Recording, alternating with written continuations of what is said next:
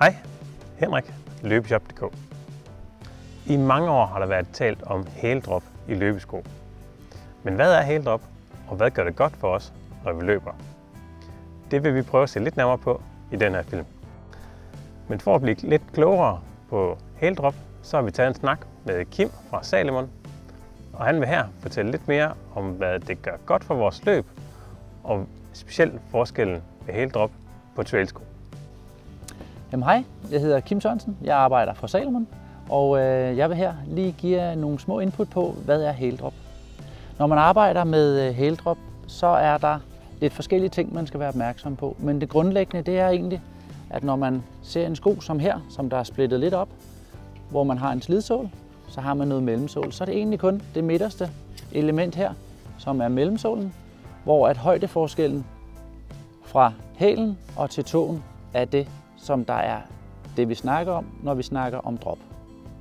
For at gøre det lidt nemmere at forstå, så er der gravet lidt frem her, hvor man egentlig kan se meget nemt forskellen fra, hvor foden den er inde i skoen, og hvor hælen også er. Så hældroppet det er igen forskellen fra hæl til tå i højden, men kun højden på mellemsålen. For lige at vise et par eksempler på sko med de her forskellige typer drop, så har vi taget lidt forskelligt med. Den her sko, som er lavet egentlig til et terrænløb, den har noget sål, som er lidt grovere, men igen, når vi snakker drop, så er det jo højden fra hæl til forfod. Det snyder en lille bit smule, der er noget sål ude i forfoden, selvom overdelen lige kører nedover, men der er 10 mm drop i denne her. Det vil sige, at det vil være en sko, man vil kunne trække på som normal løber, tage ud og løbe en tur, og på den måde ikke få nogen sådan småskavanker ved, at man har ændret på højden i skoen. Vil man gerne afvikle lidt mere midt på foden, så kan man ved hjælp af trinnet fra en 10 mm gå ned i en 8 eller en 6 mm i sig selv gør det lidt nemmere for en at ændre på sin løbestil. Tager man denne her sko, så har den 6 mm drop. Det vil sige, at her afvikler man lidt mere midt på foden og fremad, bare ved hjælp af, at man har udlignet lidt den her højde, altså droppet er blevet mindre. Vil man gerne helt ned og afvikle lidt nemmere på forfoden, så giver man også lidt mere afkald i de her typer sko på sålhøjden bagpå, såvel som foran. Men det her det er en 4 mm sko, og når vi arbejder med en sko til forfodsløb, hvornår kan det så være, hvis ikke det er ens normale løbestil? Men det kan egentlig være intervallerne, det kan være på banen, det kan være de hurtige ture.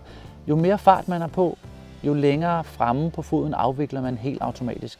Så til dem, som måske ikke er normal forfodsløbere, der kan man med fordel vælge en sko med et lavere drop til sin intervaltur, hvis man vil arbejde lidt med det. Men med fordel på intervallerne, få en sko med lidt lavere drop. Det gør skoen lettere, det gør jer hurtigere, og I får en lidt bedre oplevelse. En anden ting, man skal være lidt opmærksom på, når man skal vælge sin løbesko, det er det, der hedder stack height. Stack height, det er egentlig ganske simpelt højdeforskellen fra slidsålen, altså det, der rammer jorden, når vi står i skoen, og til der, hvor foden rammer inde i skoen. Den højdeforskel er det, der hedder stack height. Det, man kan bruge stack height til, det er at finde ud af, hvad får jeg ud af den sko, jeg vælger. For vælger man en sko med højt stack, så får man meget komfort. Vælger man en sko med lavere stack, så får man mere kontrol og mere fornemmelse for underlaget.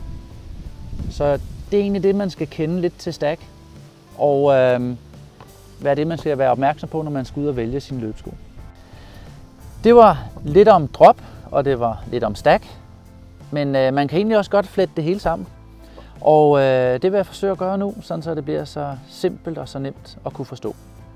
Når vi arbejder med en sko med det lave drop og en ikke så høj stack, så har vi også muligheden for at kunne tage overbygningen, hvor vi har lidt højere drop og egentlig også en højere stack.